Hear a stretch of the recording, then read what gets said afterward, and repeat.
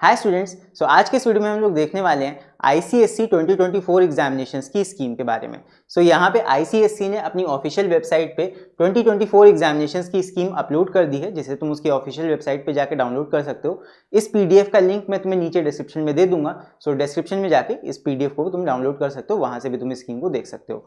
चलो बात करते हैं स्कीम की। स्टार्टिंग ऑफ द स्कीम में तुम्हें इंस्ट्रक्शंस दिए हैं जिन्हें तुम उस पीडीएफ में आसानी से पढ़ सकते हो। एज सच यहाँ पे मुझे कुछ स्पेशल नहीं लगा, जैसा हर साल होता है वैसी सारी यहाँ पे इंस्ट्रक्शंस तुमको दे रखी हैं।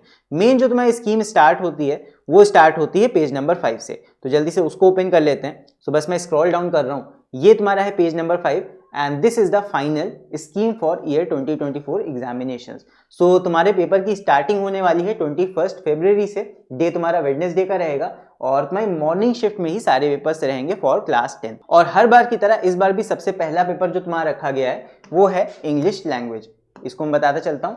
सबसे पहला पेपर इंग्लिश लैंग्वेज का है ऑन 21 फरवरी।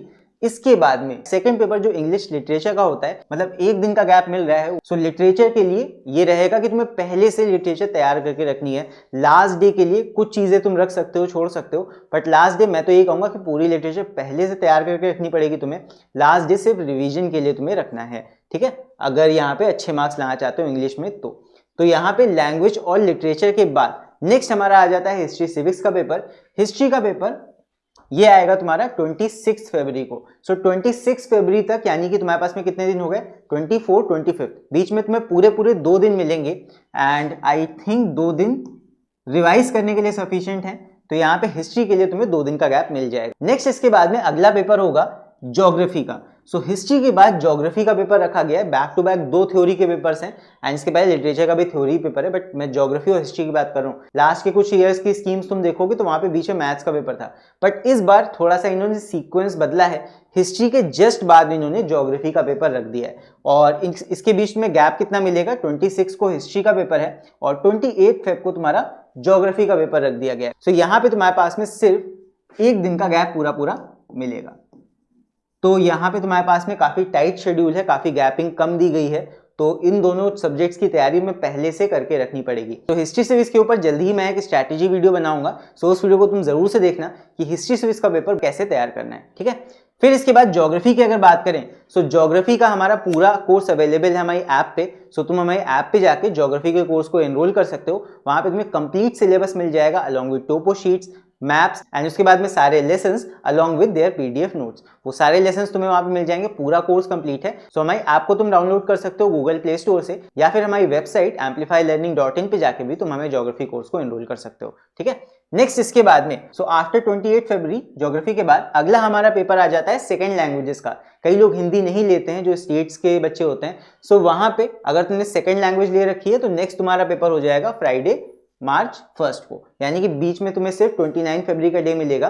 एंड अगर तुम्हारा सेकंड लैंग्वेज का पेपर नहीं है तो नेक्स्ट इसके बाद तुम्हारा जो पेपर रहेगा वो होगा फिजिक्स का। फिजिक्स का पेपर है मंडे मार्च 4 को। मार्च 4 अगर तुम्हारा सेकंड लैंग्वेज का पेपर नहीं है तो तुम्हारे लिए कितना गैप हो गया, 28 के बाद 29 फरवरी, देन 1 मार्च, 2 मार्च और 3 मार्च। तुम्हारे पास में 4 डेज का गैप है। After geography you have 4 days gap अगर सेकेंड लैंग्वेजेस का पेपर तुम्हारा नहीं है तो। पूरा 4 दिन का गैप है एंड 4 दिन के पूरे गैप में तुम फिजिक्स को बहुत अच्छे से एटलीस्ट रिवाइज कर सकते हो अच्छे तरीके से। चैप्टर्स को डिवाइड करके 4 दिन तुम्हारे लिए सफिशिएंट होंगे फिजिक्स को रिवाइज करने के लिए। तो फिजिक्स के केस में तुम्हारे पास में गैप है, ये नहीं कहूंगा गैप नहीं है, इसमें अच्छा खासा तुम्हें गैप मिल रहा है। देन आफ्टर फिजिक्स नेक्स्ट तुम्हारा साइंस का सब्जेक्ट है केमिस्ट्री। केमिस्ट्री का पेपर तुम्हारा मार्च 11 को है। फिजिक्स का पेपर मार्च 4 को। उसके बाद में तुम्हें कितने दिन का गैप मिल रहा है, 5th, 6th, 7th, 8th, 9th, 10th, यानी कि तुम्हारे पास में 6 डे का गैप है।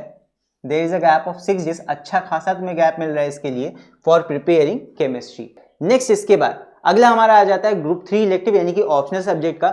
यहाँ पे ऑप्शनल सब्जेक्ट मोस्ट बच्चे कंप्यूटर एप्लीकेशंस लेते हैं, उसके रिस्पेक्ट में बता रहा हूँ, या कोई भी तुम्हारा दूसरा ऑप्शनल सब्जेक्ट होगा तो इसका पेपर तुम्हारा होगा वेडनेसडे 13 मार्च को, यानी कि सिर्फ 1 दिन का कंप्लीट गैप। 11th के बाद 12th मार्च तुम्हें पूरा मिलेगा। there is a gap of only 1 day to prepare computer applications। एक दिन में कंप्यूटर एप्लीकेशंस नहीं तैयार कर सकते, ऑब्वियस सी बात है।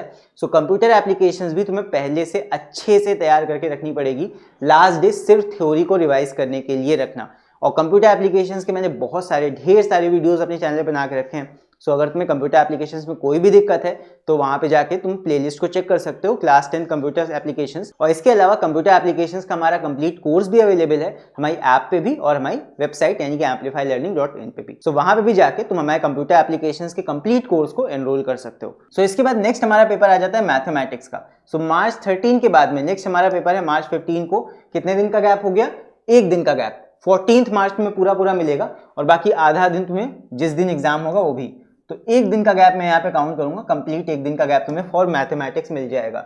मैथमेटिक्स का पेपर ऑब्वियसली सबको पता होगा ये दैट तुम्हारा 2.5 घंटे का पेपर होता है, ज्यादा टाइम मिलता है तुमको। और मैथ्स के पेपर के लिए I think formula he revise करोगे, लास्ट डे क्या ही और कर लोगे। लास्ट डे थोड़ी बहुत प्रैक्टिस के लिए तुम्हारे पास टाइम रहेगा, बट मैथ्स को भी तुम्हें पहले से ही अच्छे से सारे चैप्टर्स तैयार करके रखने हैं। ऐसा कोई चैप्टर मत छोड़ना कि लास्ट दिन में ही हम मैथ को पढ़ लेंगे। और मैं तो कभी सजेशन देता ही नहीं हूँ कि कोई भी सब्जेक्ट तुम लास्ट डे के लिए छोड़ो। और यहाँ पे मैथ्स को प्रिपेयर करने के लिए भी हमारे चैनल पे जाके तुम मैथ्स के कई सारे वीडियोस देख सकते हो, वहां पे ढेर सारे वीडियोस तुम्हें मिल जाएंगे। हमारी ऐप पे भी और वेबसाइट पे भी मैथमेटिक्स का एक कंप्लीट कोर्स है, उसे भी जाके तुम एनरोल कर सकते हो। वहां पे तुम्हें सारे चैप्टर्स के सारे सॉल्यूशंस प्लस उनके कॉन्सेप्ट के वीडियोस, नोट्स सब कुछ वहां पे अवेलेबल है, तो उसको जाके तुम देख सकते हो। इसके बाद अगला हमारा पेपर आ जाएगा बायोलॉजी का, जो कि है 18 मार्च को। कितने दिन का गैप? सिर्फ 16 और 17, 2 दिन का गैप तुम्हें मिलेगा मैथ्स के बाद। और 2 दिन का गैप आई थिंक रिवीजन के लिए सफिशिएंट है एंड रिवाइज कर सकते हो बायोलॉजी को तुम अच्छे से इन 2 दिनों में, क्योंकि बायोलॉजी में लास्ट ईयर के काफी ज्यादा रिपीटेड क्वेश्चंस देखने को मिलते हैं, काफी सारे डायग्राम क्वेश्चंस भी देखने को मिलते हैं। सो इसीलिए मेरा सजेशन यही रहेगा कि फॉर बायोलॉजी पेपर लास्ट के दिनों में पिछले साल के क्वेश्चंस जो आ चुके हैं, रिपीटेड क्वेश्चंस है लास्ट 10 ईयर क्वेश्चंस, उनको अच्छे से जरूर से देखना। और बाकी अपने चैनल पे जिस तरह मैंने केमिस्ट्री का स्पेसिमेन क्वेश्चन पेपर सॉल्व किया हुआ है, कल हम लोगों ने आधा पेपर सॉल्व किया था, आज पूरा पेपर सॉल्व कर लेंगे। एंड मैंने फिजिक्स का स्पेसिमेन पेपर लाइव स्ट्रीम करके पूरा सॉल्व करवाया है, ठीक उसी तरह बायोलॉजी का भी स्पेसिमेन पेपर हम जल्दी ही सॉल्व करेंगे। सो अगर चैनल पे नए हो तो चैनल को सब्सक्राइब जरूर करके रख लेना एंड बेल आइकन को प्रेस करके ऑल नोटिफिकेशंस पे क्लिक कर देना, तो क्योंकि अब एग्जाम टाइम आने वाला है एंड मैं कोशिश करूंगा कि ज्यादा से ज्यादा वीडियोस बना के तुम लोग की मैक्सिमम हेल्प कर सकूं। नेक्स्ट इसके बाद लास्ट पेपर हमारा आ जाता है हिंदी का, जिसका सेकंड लैंग्वेज नहीं होगा, उसने हिंदी लिया होगा। सो हिंदी तुम्हारा 20 मार्च को है एंड हिंदी के बाद तुम्हारा एग्जामिनेशन यहाँ पे खत्म हो जाएगा। एंड जिन्होंने सेकंड लैंग्वेज ले रखा है, हिंदी नहीं लिया है, उनके लिए 18 मार्च को ही लास्ट एग्जाम होगा। सो 18 मार्च हो या 20 मार्च हो, मैक्सिमम 20 मार्च को तुम्हारा एग्जाम खत्म हो जाएगा एंड उसके बाद में तुम एंजॉय कर सकते हो थोड़े समय के लिए। सो ये थी तुम्हारी स्कीम। सो आई होप जितनी बातें मैंने तुम्हें यहाँ पे बताई हैं वो सारी बातें तुम्हें समझ में आई होंगी। कहीं पे कोई दिक्कत हो तो नीचे कमेंट्स में लिख बेशक तुम लोग पूछ सकते हो। एंड इनमें से कई सारे सब्जेक्ट्स के वीडियोस तुम्हें हमारे चैनल पे भी मिल जाएंगे, जिसके लिए तुम्हें कुछ नहीं करना, तुम्हें बस यूट्यूब पे जाना है और जिस टॉपिक में तुम्हें प्रॉब्लम है उस टॉपिक को सर्च में टाइप करके आगे एम्पलीफाई लर्निंग लिख के सर्च कर लेना है एंड उस टॉपिक के ऊपर वीडियो तुम्हें यूट्यूब पे भी मिल जाएगा। सो अब काफी कम टाइम बचा है प्रिपरेशन के लिए, मुश्किल से 2 महीने बचे हैं। सो जितने भी बच्चे अभी तक सीरियस नहीं हुए हो, अब सीरियस हो जाओ, बिकॉज ये आखिरी टाइम है। जितना मेहनत कर लोगे उतने ही ज्यादा अच्छे मार्क्स तुम्हारे फाइनल एग्जाम में आएंगे। सो इसीलिए अगर अभी तक सीरियस नहीं थे तो अब जरूर से सीरियस हो जाओ पढ़ाई के लिए। सो इसी के साथ अब इस वीडियो को यहीं पे एंड करते हैं और हम लोग मिलेंगे अब अगले वीडियो में। तब तक के लिए take care, see you and bye.